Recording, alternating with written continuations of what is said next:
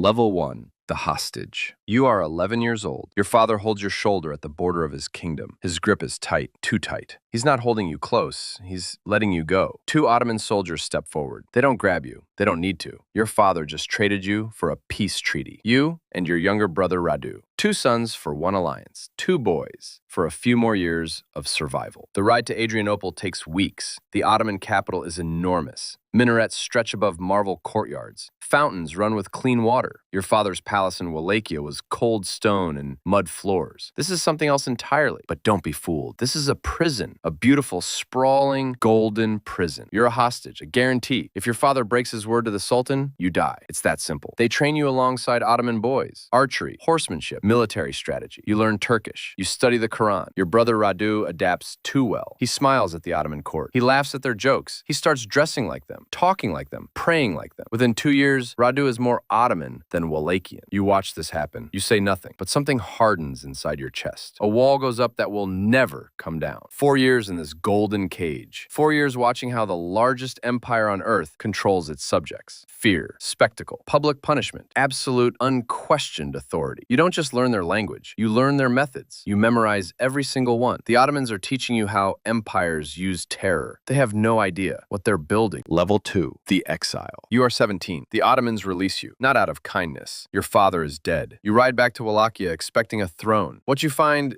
is worse than captivity. Your father, Vlad II, was ambushed and killed by Wallachian nobles, the boyars, the same aristocrats who swore to serve him. They didn't just kill him, they made it personal. Your older brother, Mircea, got it worse. They buried him alive. Let that land for a moment. The men who knelt before your family, who kissed your father's ring, who broke bread at his table, they put your brother in the ground while his heart was still beating. You take the throne. It lasts 2 months. The same boyar families overthrow you before you can even learn the names of your own advisors. You flee into the mountains with nothing. No army, no gold, no family left to trust. For 8 years you wander. Moldavia first, under the protection of your cousin, then Transylvania. You sleep in borrowed rooms and owe favors to men who would betray you before breakfast, if the price were right. But you're not wasting those years. You're watching. You're studying who holds power and why they hold it. You're building quiet alliances with Hungarian military commanders who need a friendly prince on Wallachia's throne. And you're memorizing names. Every boyar family that had a hand in your father's death. Every noble house that stood by while your brother clawed at the dirt above his face. You carry a list in your head. Every name, every face, every debt owed. 8 years is a long time. To sharpen a blade no one can see. Level 3. The Prince. You are 25.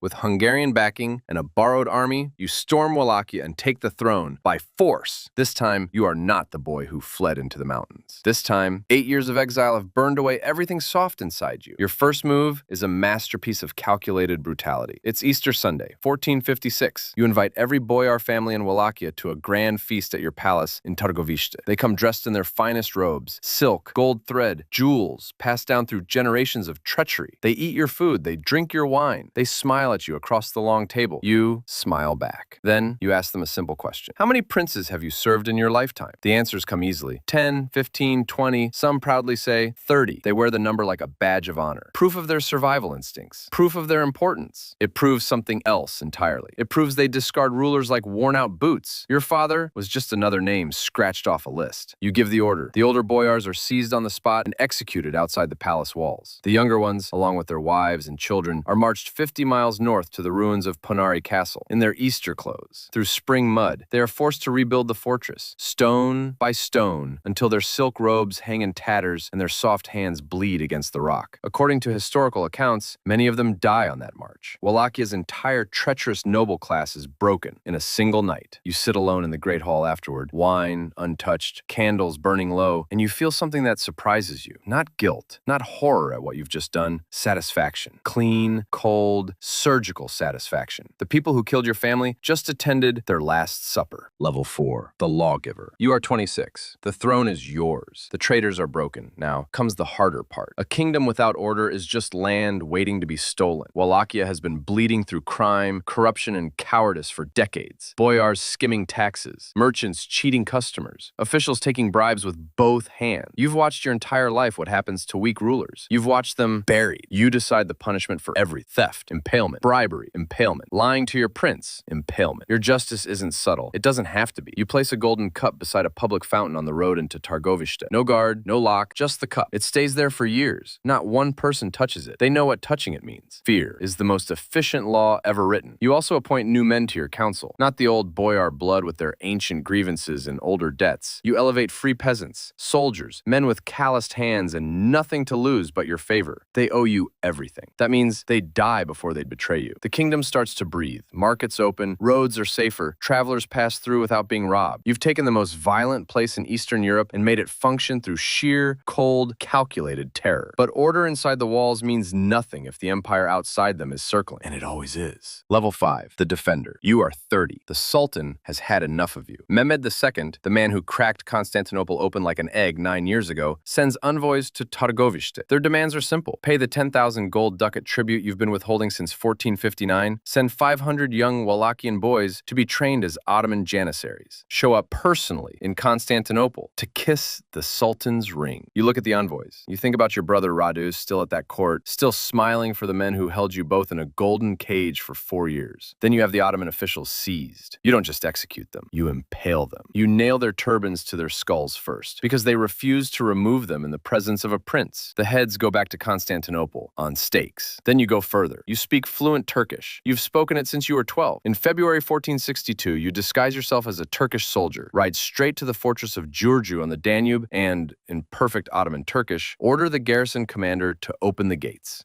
He does. Your men flood in. The fortress falls before they realize what happened. You cross into Bulgaria. Your army divides into smaller groups, covering 800 kilometers in 2 weeks. Villages, supply lines, military camps, everything burns. In a letter to your Hungarian ally Matthias Corvinus, you describe precisely 23,884 Turks and Bulgarians killed at your order, not counting those burned inside their homes, not counting those whose heads your soldiers cut off without presenting them for the count. You have just declared war on the largest empire on earth, with 30,000 men against whatever Mehmed decides to send. And Mehmed decides to send everything. Level 6, the night attack. You are 31. The scouts come in at a full gallop. Mehmed II has crossed the Danube with an army historians would later call second, in size only to the force that took Constantinople, over 150,000 men. You have 30,000, if they all hold. You don't panic. You plan. You burn your own fields, every crop within reach of the Ottoman march. You poison wells. You empty villages, driving your own people north before the army arrives. You send civilians, infected with plague and syphilis, into the Turkish columns. You fight like a wolf in a burning forest. Your cavalry hits and vanishes. Stragglers disappear into the trees. The Turkish chronicler Tursun Beg writes about his army's suffering.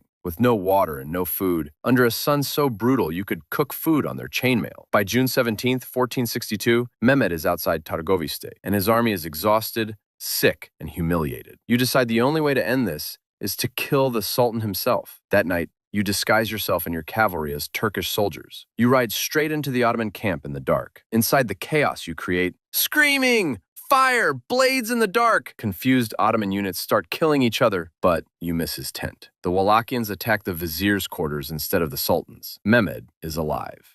You fight until dawn pushes you back out. The assassination fails. You know it when you ride out of the camp before the sun rises, but Mehmed doesn't know what's waiting for him at the capital. He's about to find out. Level 7, the forest. You are 33. The capital of Wallachia is empty. You gave the order days ago. Evacuate everything. Take the people, the livestock, the grain. Leave the city hollow. Mehmed's army arrives at Targovishte, expecting a siege. What they find is silence. Open gates, abandoned streets, and then, just beyond the city walls, something that stops 150,000 soldiers. Cold. A field of stakes. Thousands of them. Stretching miles in every direction in a rough square nearly a kilometer wide. Each stake holds a body. Ottoman prisoners, suspected collaborators, men, women. Some of the corpses have been there long enough that birds have made nests in them. The Greek historian Laonikos Chalkokondyles records that Mehmed II looked at what you'd built and said that he could not take the country from a man who had such a diabolical understanding of how to govern his realm and his people. The conqueror of Constantinople orders a trench dug around his camp that night for protection. The following day, his army turns around and marches south. You made the most powerful warlord of the 15th century retreat without fighting a single pitched battle. You did it with stakes in the ground and dead men. But the victory costs you everything else. Your boyars, the same nobles you've terrorized into loyalty for 6 years, see the Ottoman army leave and immediately start doing the math. Your brother Radu is following the army with Ottoman gold and Ottoman promises. The nobles look at what's coming and make their choice. They start defecting, one by one, then in groups. Your first wife, warned of Radu's forces closing on Ponari Castle, throws herself from the tower into the Argesh River below. She would rather be eaten by river fish than captured by your brother. You are alone, on a throne made of bones that no longer holds. Level 8, the Betrayal. You are 36. You flee into Transylvania with what's left of your escort. Radu sits in Targovishte.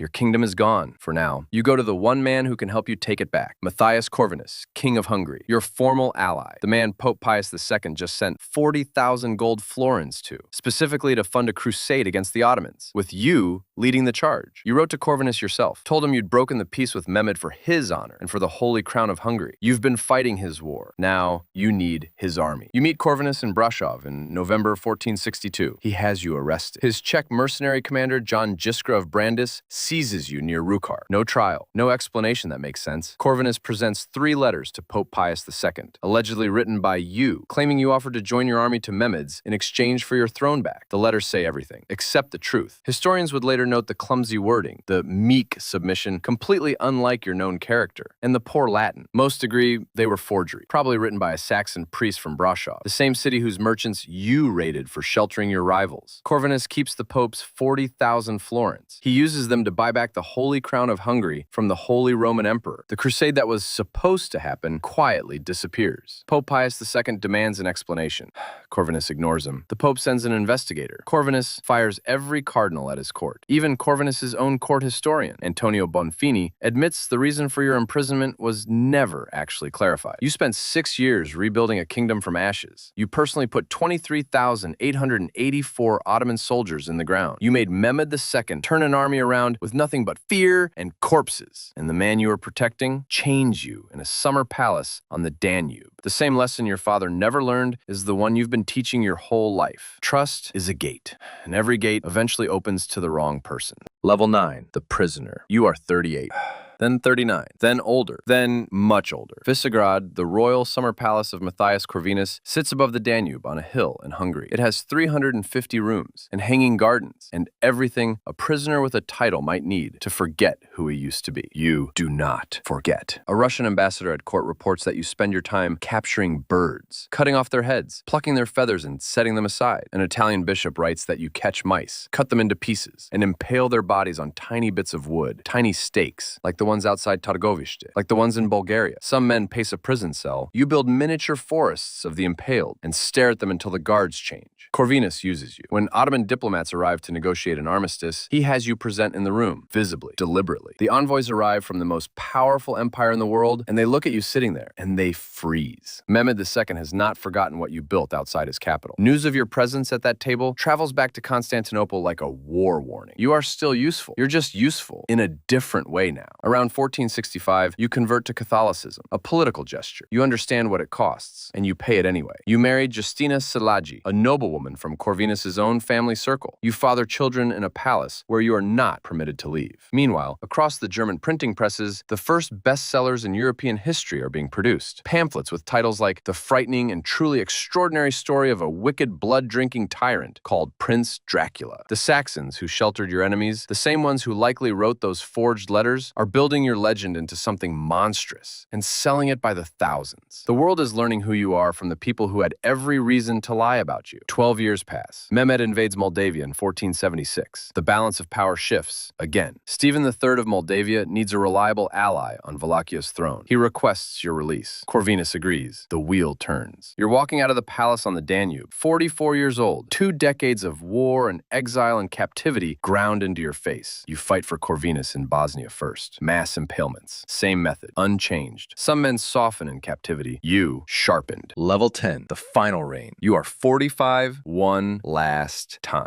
In autumn 1476, a combined Hungarian and Moldavian force moves into Wallachia. You're at the front. On November 8th, Targovishte falls. On November 16th, you and Stephen III of Moldavia take Bucharest together, and Basarab Laiota, the current Ottoman-backed prince, flees south across the Danube, looking for Mehmed's mercy. You stand in the palace at Targovishte for the third time in your life, and the throne is yours again. For how long? You don't know. You've never known. That's always been the truth of Wallachia. You rule until you don't. The Allied armies withdraw before the end of November. They have their own kingdoms to get back to. You are left with a fractured country, boyars who have spent 12 years calculating under Ottoman patronage, and no standing army worth the name. Basarab is already moving. He goes straight to Mehmed, who gives him men. Around Christmas, somewhere in the low marshlands south of Bucharest, between the Snagov monastery and the town of Kumana, the Ottoman forces and Basarab's boyar allies catch up with you. Your escort is small. The details of what happens next are disputed by every source that recorded them. One account says you were ambushed and overwhelmed. Another says you were killed by your own men in the confusion of battle, mistaken for an enemy in the dark. A fitting end, perhaps, for a man who spent his career fighting from the shadows. Isn't disputed is what happens after. Your head is cut from your body. It travels south to Constantinople, where Mehmed II has it mounted on a stake above the city gates as proof that you're finally dead. Your body is found by monks in the marshlands and buried quietly at Snagov Monastery. The grave is unmarked or lost. Nobody agrees on exactly where. In Romania, they call you a hero, a defender of Christendom, the man who stood alone when everyone else bent the knee and paid the tribute. In Germany, the pamphlets are still selling. Story of a bloodthirsty madman called Dracula of Wallachia. Your own enemies wrote your myth, and the printing press made it immortal. Mehmed II, the conqueror of Constantinople, outlives you by 5 years. He never takes another Wallachian throne without paying for it in blood. And somewhere tonight, in a village you would never recognize, in a language you never spoke, a boy just watched a man in power betray someone who trusted him. The boy doesn't understand yet what he's learning. He doesn't understand what it costs to survive in a world like this, what you have to become. He will. He just needs time.